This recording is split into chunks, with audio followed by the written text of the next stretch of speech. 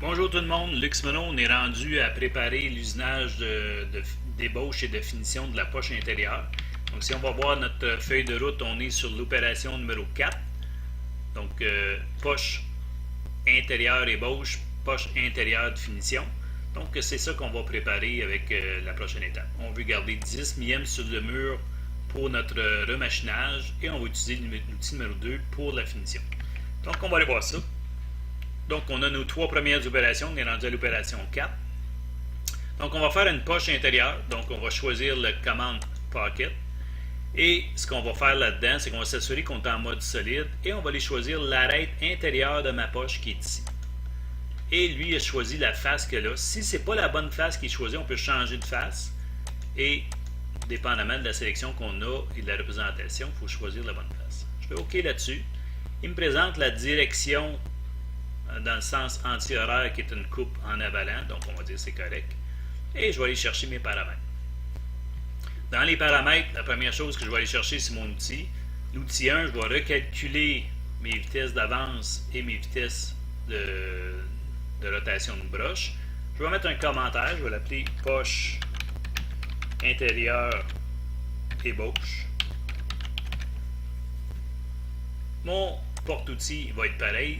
Mais ce que je vais faire dans mon outil, j'y pense, je vais cliquer sur Force Tool Change pour me donner la chance d'arrêter la broche de la machine, ouvrir les portes, de mesurer ma pièce finale de l'opération précédente. Donc ma broche, mon porte-outil reste pareil. Je suis dans mes paramètres de coupe. Et ce que je vais faire, c'est que je veux 10 mm sur les murs pour ma passe de finition. Je veux 0 sur le plancher, donc je veux qu'il finisse ça au bon niveau Z. J'ai ici différents types d'opération de poche. Moi, c'est une poche standard.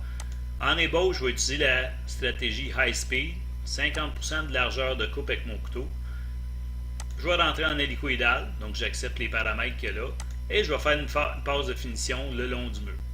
Donc, avec un mouvement d'entrée et de sortie. Donc, il va prendre la direction qu'on avait, qui était en avalant tout le tour pour faire la passe de finition. Je n'ai pas de passe en Z supplémentaire, je n'ai pas un ajout de valeur Z. Dans mes linking parameters, mon stock est rendu à 0 en absolu parce que je suis dessus de la pièce et je suis à 0 en incrémental qui correspond à la chaîne que j'ai choisie qui est à la bonne profondeur Z. Je vais activer ma clairance à 3 pouces et mon coolant il devrait déjà être choisi et j'accepte le résultat. Et ça me présente l'usinage de la poche que j'ai ici.